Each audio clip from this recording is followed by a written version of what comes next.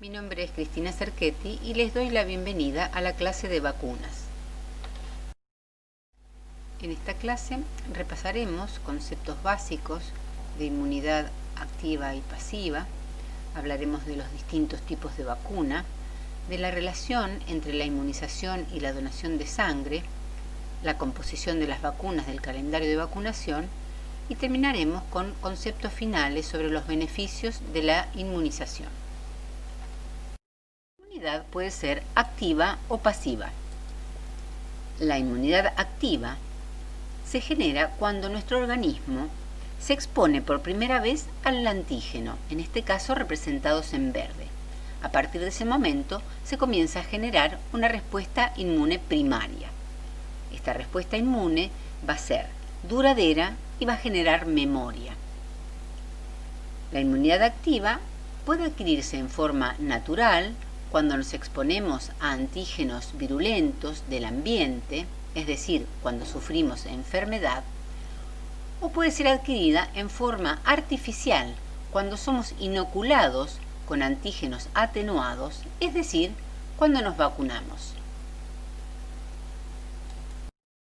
Durante la inmunidad pasiva, nuestro organismo recibe anticuerpos, es decir, no hay una respuesta primaria.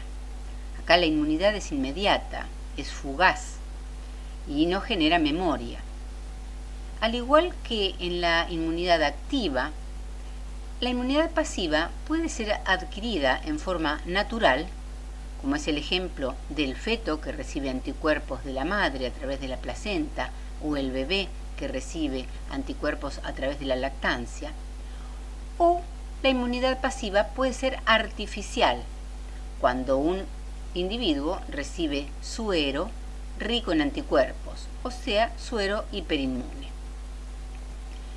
En esta clase vamos a estar hablando de inmunidad activa artificial, es decir, cuando hablemos de inmunizados, van a ser aquellos individuos que recibieron vacunas. Existen distintos tipos de vacunas.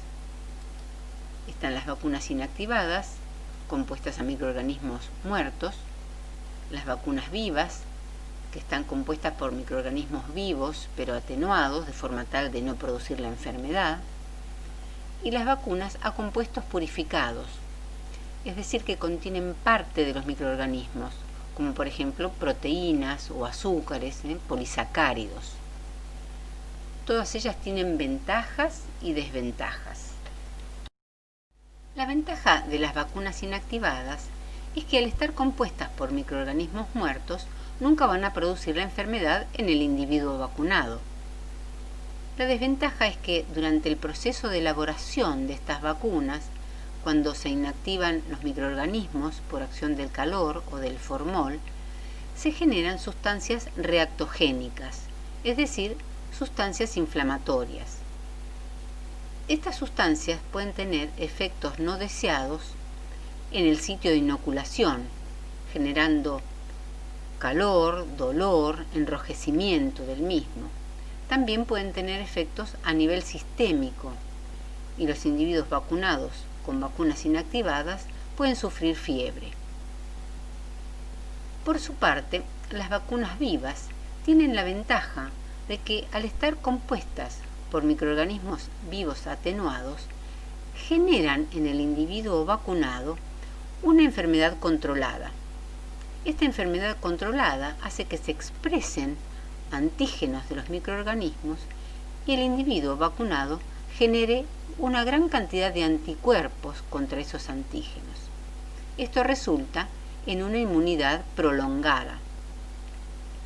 La desventaja que pueden tener las vacunas vivas es que al estar compuestas por microorganismos vivos atenuados, existe la chance, aunque muy baja, de que estos microorganismos reviertan a la forma virulenta y causen la enfermedad en el individuo vacunado. Por último, las vacunas a compuestos purificados son las más seguras. Nunca van a enfermar al individuo, nunca van a producir la enfermedad. Pero la inmunidad que generan es de corta duración. Por lo tanto, los individuos vacunados con vacunas a compuestos purificados deben ser revacunados varias veces a lo largo de su vida. Con respecto a las inmunizaciones y la donación de sangre, la Organización Panamericana de la Salud recomienda intervalos de tiempo entre la aplicación de las vacunas y la donación de sangre. Estos intervalos tienen por objeto evitar la infección del receptor y evitar la inhabilitación del donante. ¿Cuánto tiempo debe esperarse después de la vacunación para donar sangre? Bueno, en el caso de los individuos vacunados con vacunas inactivadas o a compuestos purificados, salvo que se hayan vacunado contra la hepatitis B, el individuo puede donar sangre inmediatamente, siempre y cuando no presente fiebre. Ahora, en el caso del individuo vacunado con vacunas vivas, atenuadas, se debe esperar al menos 4 semanas para donar sangre. Seguidamente vamos a analizar las vacunas que están incluidas en el calendario de vacunación de la República Argentina. Esta diapositiva es simplemente para mostrarles la cantidad de vacunas, son más de 17, incluidas en nuestro calendario. Seguidamente vamos a detallar la composición de cada una de ellas. Nuestro calendario de vacunación incluye vacunas que previenen infecciones virales y bacterianas. Analizaremos ahora la composición de las vacunas virales. La vacuna contra la hepatitis B contiene el antígeno de superficie del virus purificado, es decir, es una vacuna a compuestos purificados. Los individuos vacunados pueden presentar estos antígenos de superficie en sangre, esto se denomina antigenemia, durante varias semanas. Ahora, ¿qué ocurre? El individuo enfermo de hepatitis B también tiene esos antígenos de superficie en sangre. Es más, el diagnóstico de la hepatitis B se hace detectando estos antígenos en sangre.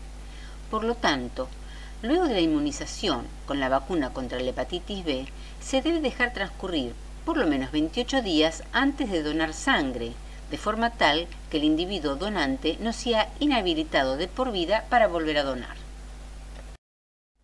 La vacuna contra la hepatitis A contiene el virus inactivado con formaldehído. Por lo tanto, un individuo vacunado contra la hepatitis A puede donar sangre en forma inmediata. Existen 2 vacunas antipoliomielíticas. Una es la vacuna Salk, compuesta por virus inactivados. En este caso, no habría restricción de tiempo entre la inoculación de la vacuna y la donación de sangre. Otra vacuna antipoliomielítica es la conocida como Sabin oral. Esta es una vacuna que obviamente se administra por la vía oral y que está formada por 3 tipos de virus atenuados. Esta vacuna está indicada en menores hasta los 18 años. Por lo tanto, podría darse el caso de un dador de sangre que hubiese recibido la vacuna Sabin oral. En ese caso, habría una restricción de al menos 4 semanas entre el momento de la vacunación y la donación de sangre. La vacuna triple viral está compuesta por las vacunas contra el sarampión, las paperas y la rubeola. Todas ellas están conformadas por virus vivos atenuados. Por lo tanto, en este caso, se debe respetar la restricción entre la inmunización y la donación de sangre. Las vacunas antigripales están compuestas por virus inactivados con formol.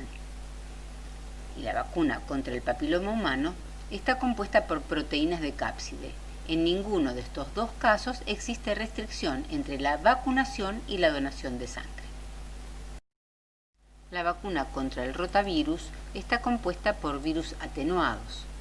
En este caso, existiría una restricción entre el momento de la vacunación y el de la donación de sangre.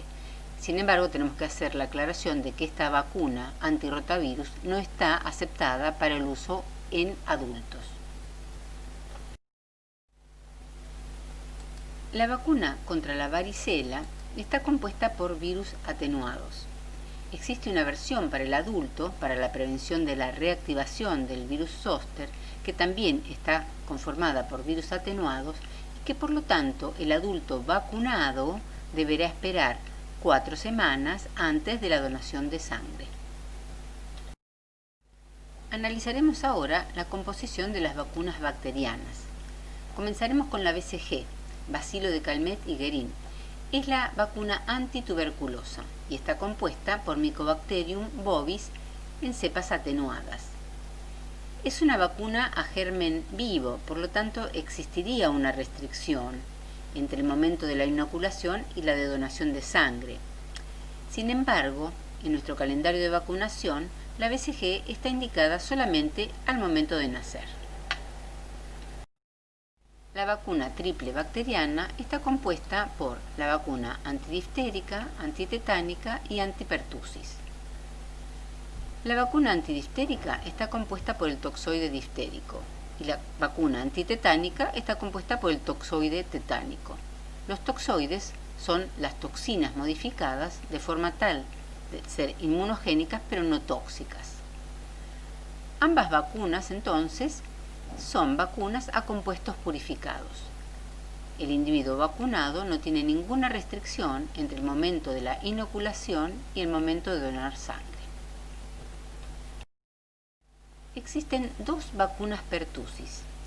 Estas vacunas previenen la tos convulsa, también llamada coqueluche o tos ferina. Forman parte de la triple bacteriana, junto con la difteria y contra el tétanos. Existen 2 vacunas. Una es la vacuna celular, compuesta por la bacteria completa muerta, y otra es la vacuna acelular, que está formada por compuestos purificados.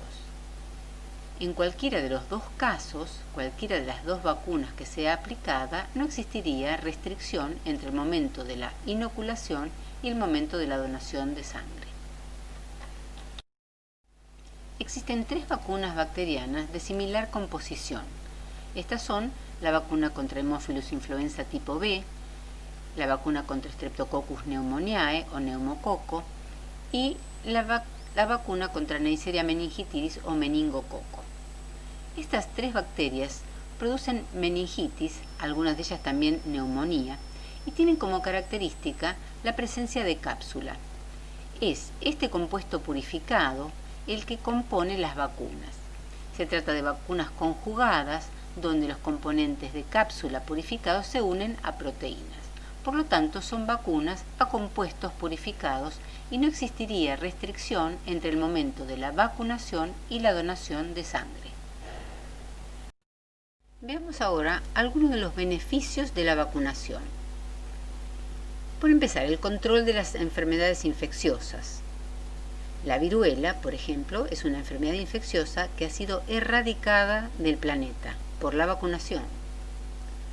Otras enfermedades infecciosas, como la poliomielitis, ha sido eliminada de vastas regiones del planeta, como por ejemplo de Europa o de las Américas. En otros casos, la vacunación disminuye la severidad de las enfermedades. Aun cuando un individuo vacunado pueda sufrir la enfermedad, esta va a ser mucho menos severa que en el individuo no vacunado, tanto en mortalidad, morbilidad como en las complicaciones. Por último, la prevención de las enfermedades relacionadas. Acá les quiero dar 2 ejemplos de cómo la vacunación puede prevenir ciertos cánceres. Un ejemplo es la vacunación contra la hepatitis B. La hepatitis B, cuando se cronifica, puede dar lugar a cáncer hepático. El individuo vacunado contra hepatitis B previene este tipo de cáncer. Otro ejemplo es el virus del papiloma humano, que está relacionado con la generación de cáncer de cuello de útero. Hace poco tiempo se incorporó al calendario de vacunación la vacuna HPV contra el virus del papiloma humano. La vacunación previene el cáncer de útero que puede generar este virus.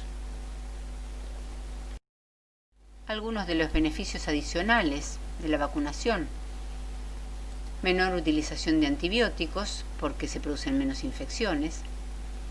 Al utilizarse menos los antibióticos, prevenimos el desarrollo de las resistencias antibióticas. Y al aumentar la vacunación, aumentamos la expectativa de vida de la población. La vacunación es tan generosa que beneficia aún a los individuos no vacunados. Esto se conoce como efecto rebaño, en donde los individuos vacunados, que en este gráfico están representados por las ovejas blancas, al estar vacunados disminuyen la circulación del patógeno, y esto favorece a los individuos no vacunados, ya que la chance de enfermarse es mucho menor. Llegamos así al final de la clase, pero antes de despedirme, quiero dejarles en claro mi total repudio a los movimientos antivacunas, cuyos argumentos carecen totalmente de rigor científico. Recuerden que después de la potabilización del agua, la vacunación ha sido la conducta que más vidas ha salvado. Muchísimas gracias por su atención.